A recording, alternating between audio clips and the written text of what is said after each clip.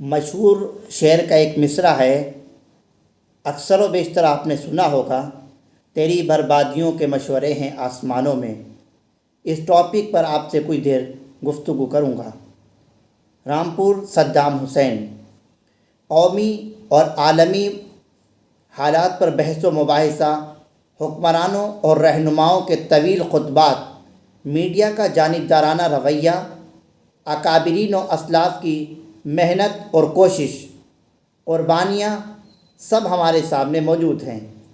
اس وقت ہم کیا ہیں اور ہماری طاقت کیا ہے، اس کا اندازہ ہمیں ہو چکا ہے، کیونکہ ہماری طاقت فنا ہو چکی ہے۔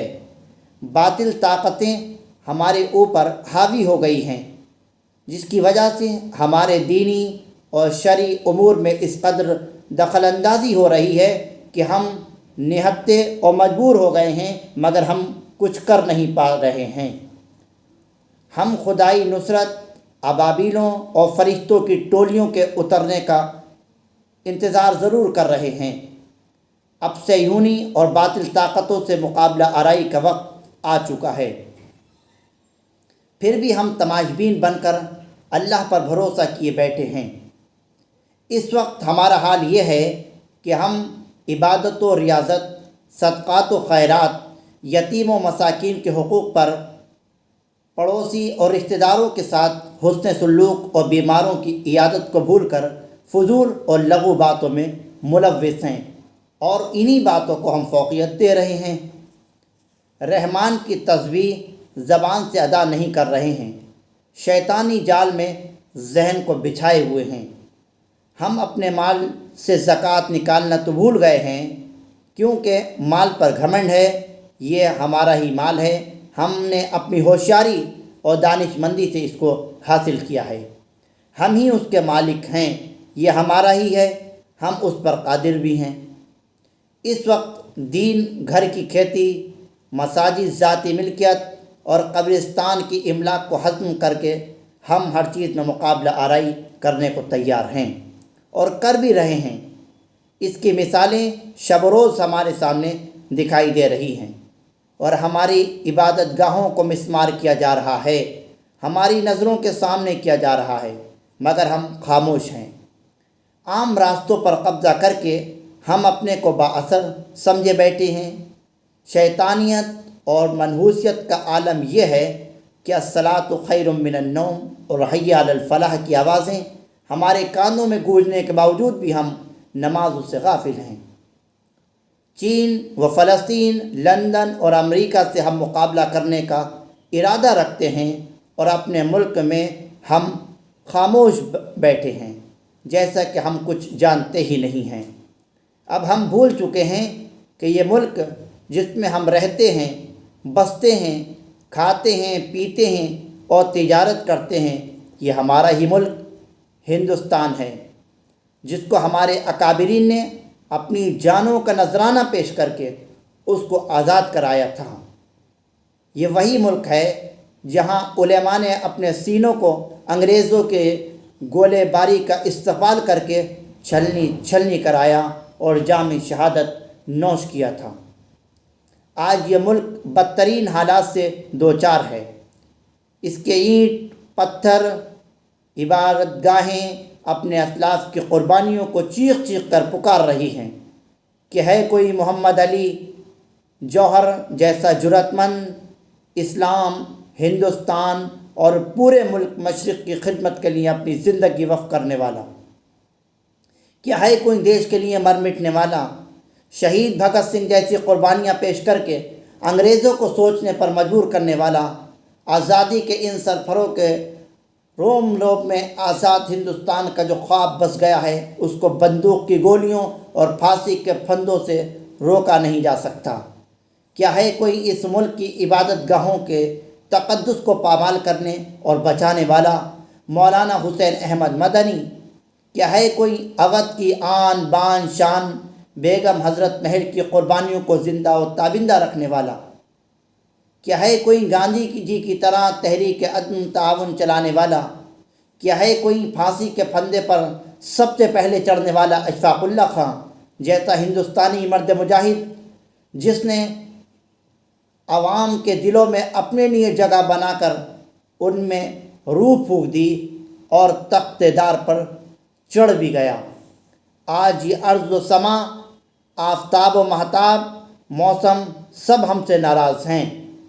ان کی ناراضگی اس بات کو ظاہر کر رہی ہے کہ ہم اپنے خالق حقیقی سے لو لگائیں، جو ہم اپنے خالق حقیقی سے دور ہو چکے ہیں۔ نادم ہوں، شرمندہ ہوں اور آنسو ٹپکائیں۔ ہو سکتا ہے رحمت خداوندی پھر جوش میں آئے اور ہم معاف کر دیے جائیں، کیونکہ غلطیاں ہم سے بے حد سرزد ہو رہی ہیں۔ اس ملک میں حکمرانوں نے ظلم و ستم اور زیادتی و ناانصافی کی حدیں پار کر دی ہیں۔ آج ملک میں ہم پر دائرہ ارض تنگ ہوتا جا رہا ہے۔ شہریت چھیننے، شرعی امور میں مداخلت، فرضی مقدمات، موب لنچنگ، عبادت گاہوں کو مسمار کر کے ہمارے حوصلوں کو مسمار کرنے کی کامیاب مہم چلائی جا رہی ہے۔ موب لنچنگ ہو رہی ہے، حکمراں ہمارے اوپر حاوی ہو چکے ہیں۔ کورونا مہاماری دیش کو کنگال کر چکی ہے اور اقتدار والی پارٹی کو پامال کر دیا گیا ہے۔ حال یہ ہے کہ گھر میں ہی گھر کے چراغوں سے آگ لگ رہی ہے۔ بیٹے نے باپ کی قبر کا توقیر کا جنازہ نکال دیا ہے۔ ماں بہن بیٹیوں کے ساتھ کھلے عام بدتمیزیاں ہو رہی ہیں۔ زنا ہو رہا ہے۔ ملک میں جمہوریت کی ٹانگ توڑی جا رہی ہے۔ میڈیا کو کچل کر رکھ دیا گیا ہے۔ ایوان بالا میں کوئی حق کی آواز بلند کرنے والا نہیں ہے۔ حقوق و اختیارات سلب کر لیے گئے ہیں، کیونکہ ہم منتشر ہیں، ہم ٹکڑوں میں بٹے ہوئے ہیں۔ ہمارا قسطوں میں صفایا ہو رہا ہے۔ ہم صراط مستقیم اور انعمت علیہم کو بھول کر غیر المغضوب علیہم پر فخر سے چل رہے ہیں۔ ہمیں اپنے اور اپنے اہل و عیال کی کوئی فکر نہیں ہے۔ اسی وجہ سے ہم موت کے گھاٹ اتارے جا رہے ہیں، مہاماریوں اور آزمائشوں کا شکار ہو رہے ہیں۔ بیماریاں ہمارے کرتوتوں کی وجہ سے تیزی کے ساتھ جنم لے رہی ہیں، پھر بھی ہم خاموش ہیں اور اس طرف دھیان نہیں دے رہے ہیں کہ آفات و بلیات، آزمائش کیوں ہماری طرف اتنی تیزی سے بڑھ رہی ہیں۔ آج مذہبی نعروں کے نام پر قتل عام ہو رہا ہے۔ ملک کے دستور سے ہٹ کر کام ہو رہے ہیں۔ اس ملک کا مسلمان اور دلت ظلم اور خوف کے سائے میں پروان چڑھ رہا ہے۔ ہر ایک اپنے کو غیر محفوظ سمجھ رہا ہے اور سمجھے ہوئے ہے۔ ہمارے حوصلوں کو پست کرنے کا مشن چلایا جا رہا ہے۔ ہمیں نا امید نہیں ہونا چاہیے، بلکہ ببانگ دہل ظلم ناانصافی کے خلاف آواز اٹھانا چاہیے۔ مسلمان آج خود اپنی حرکتوں کی وجہ سے گیہوں کی طرح پستا جا رہا ہے۔ دین و شریعت کے محافظ خود اس کے دشمن بن بیٹھے ہیں۔ جن تھالیوں میں کھا رہے ہیں اسی میں سوراخ کر رہے ہیں۔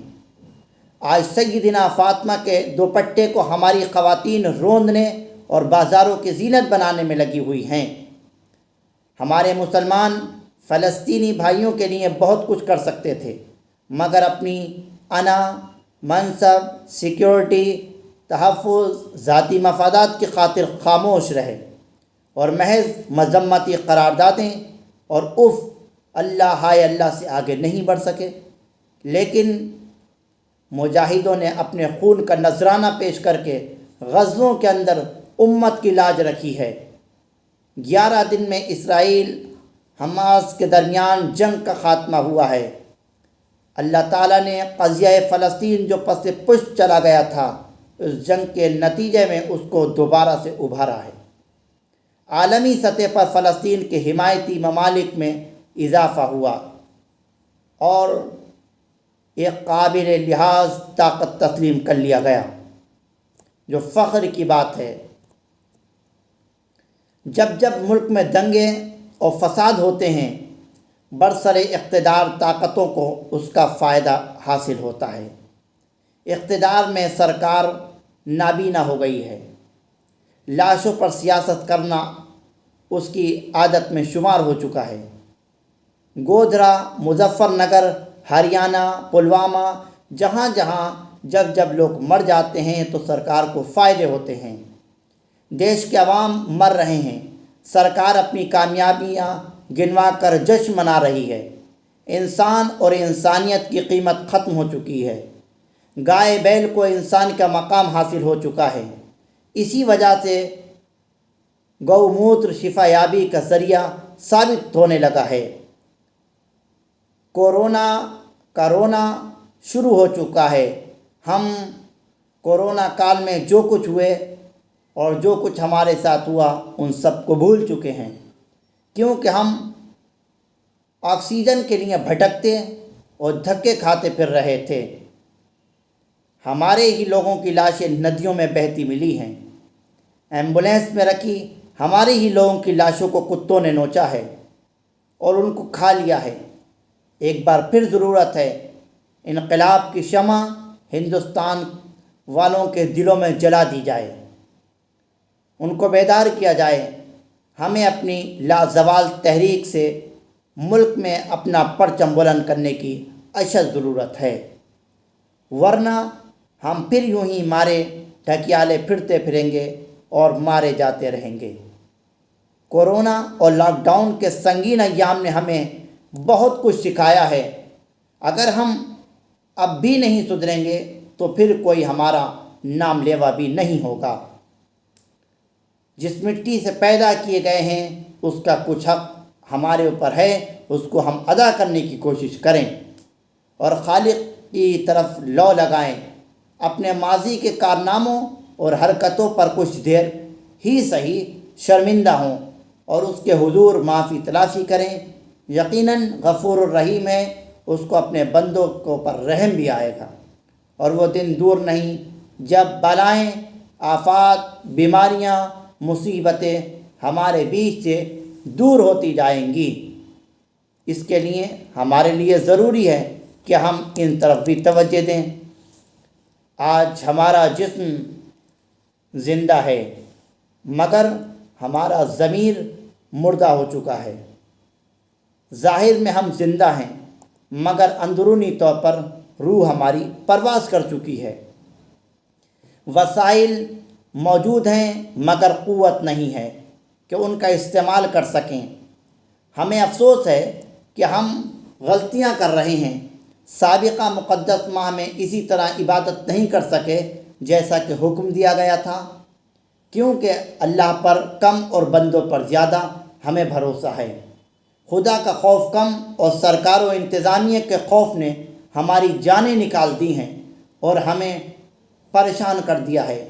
ان ایام میں عبادت سے بھی محروم رہے، جس کا ایک ایک پل سونے سے زیادہ قیمتی، دن رات میں عبادت نہیں کر سکے، اس کو 50,000 راتوں سے بہتر قرار دیا گیا تھا۔ یہ سب ہمارے اعمال کا نتیجہ ہے جس کی سزا ہم خود بھگت رہے ہیں اور دوسروں کو بھی اس کا مزہ چکھا رہے ہیں۔ جب سے محراب و منبر سے ذاتی مفاد، خود غرضیوں کے لیے سیاسی جماعتوں نے اور سیاست دانوں نے منبر و محراب سے سیاستیں شروع کی ہیں، تب زوال آئے ہیں اور ہمیں منہ کی کھانی پڑی ہے۔ بے حیائی سے کنارہ کشی اختیار کی جائے اور اللہ کی طرف لو لگائی جائے، یقیناً پھر 313,000 پر غالب آئیں گے اور ابابیلوں کی طرح ہم متحد ہوں گے تو اللہ تعالیٰ کی نصرت بھی آئے گی اور ظالم حکمرانوں سے ہمیں نجات بھی ملے گی۔ اور وَأَنْتُمُ الْأَعْلَوْنَ إِن كُنتُم مُؤْمِنِينَ پر ہم عمل پیرا ہوں گے تبھی ہم کامیابی ہمیں نصیب ہوگی، ورنہ شیخ چلی کے خواب دیکھتے دیکھتے ہی ہم یوں ہی مر جائیں گے اور ہمارا کوئی نام لیوا نہیں ہوگا۔ اگر آپ کو ہماری خبریں پسند آ رہی ہیں تو آپ ان کو ہمارا چینل صدام حسین جرنلسٹ کو ضرور سبسکرائب کریں اور شکریہ کا موقع دیں، دوسروں تک بھی ہماری بات کو پہنچائیں تاکہ وہ آپ کے لیے اور آپ کی آنے والی نسلوں کے لیے بھی فائدہ مند معاون ثابت ہو سکے۔